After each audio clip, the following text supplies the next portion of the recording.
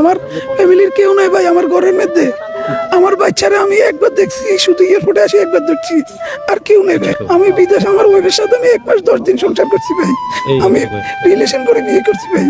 আমার ভিসা হওয়ার পরে যখন চলে যাবো আমি ওরে বিয়ে করছি। বিয়ে করার পরে 1 মাস 10 দিন ছিলাম। আমি যাওয়ার পরে আমার বাচ্চা হয়েছে। আমি 2 বছর 7 মাস পরে আইছি, কিন্তু এখন আমার সবকিছু দুঃখ হয়ে গেছে ভাই।